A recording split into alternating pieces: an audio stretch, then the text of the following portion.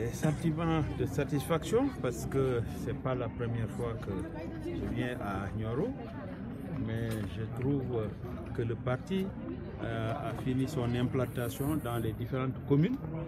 Aujourd'hui, j'ai une telle assurance que la prochaine fois, nous ne pourrons pas nous réunir dans cette salle-là, sinon au stade. C'est parce que aussi, nous avons été ce matin à Médina Sabakh, où nous avons fait une belle manifestation avec notre responsable départemental, Ndeye Sow. Et ce soir, nous sommes à Nioro et cela nous rassure parce que nous avons vu des compatriotes extrêmement déterminés à travailler avec nous pour aller vers l'élection présidentielle de 2019. C'est pourquoi je voudrais remercier la fédération départementale qui, au cours de cette assemblée générale, a fait une motion pour m'investir comme le candidat du parti pour cette même élection de 2019. Le constat le plus remarqué, c'est la mévente des productions d'arachide.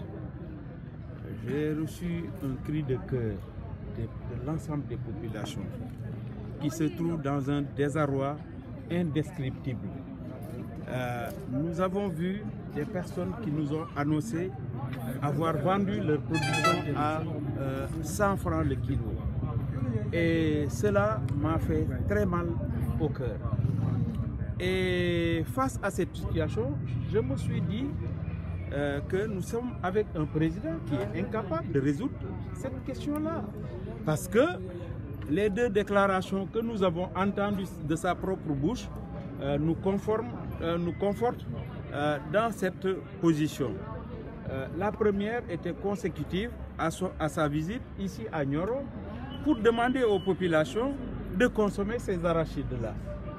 La deuxième est liée à l'appel qu'il a lancé en direction du président turc pour lui trouver des hommes d'affaires capables de venir acheter les graines invendues. Je pense que cela est un aveu de taille. Nous devons nous rendre compte que celui-là est incapable aujourd'hui de continuer à gouverner notre pays. Je voudrais inviter les Sénégalais, surtout du monde rural, parce que le Sénégal est composé plus de populations résidant dans le monde rural que dans les villes, 70%.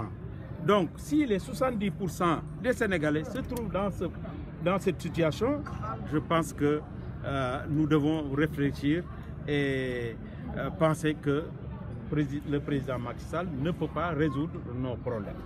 Et en plus de cela, il y a la question de l'école, et tout le monde le sait, la question de la santé, parce que après sa couverture maladie universelle, toutes les structures sanitaires croulent sous le poids des dettes. Là, c'est une situation également extrêmement catastrophique. Je pense qu'aujourd'hui, au Sénégal, tous les secteurs sont concernés par la situation que nous sommes en train de vivre. Oui, sur le vol de bétail, je crois que la seule loi qui existe, que nous avons votée à l'Assemblée nationale, doit être revue et améliorée pour décourager les voleurs de bétail. Parce que le secteur de l'élevage est un secteur important dans notre architecture économique. Je pense que après le secteur de l'agriculture, il y a l'élevage, il y a la pêche. Mais l'élevage aujourd'hui est gangréné par ce fléau-là parce que les voleurs ne sont pas punis comme il se devait.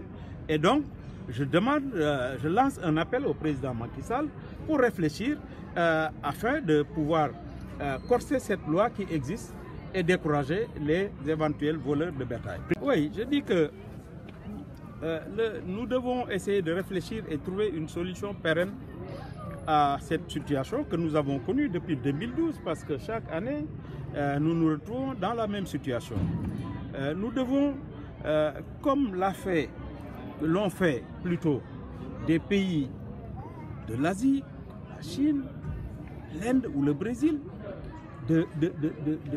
d'équiper nos populations pour créer des zones d'industrialisation de mini-industrialisation dans le monde rural pour procéder à la transformation de tous nos produits agricoles, notamment l'arachide, avec lequel nous pouvons avoir non seulement l'huile, mais nous pouvons avoir l'aliment de bétail avec le tourteau, mais cette fois-ci avec les coques d'arachide transformées en poudre et étant un élément, un composant de l'aliment de bétail. Je crois que la coque d'arachide, même aujourd'hui, est utile dans l'aliment de bétail parce que nous devons également chercher à développer notre agriculture, à notre élevage. Le tourteau que nous exportons, nous devons le conserver pour notre élevage.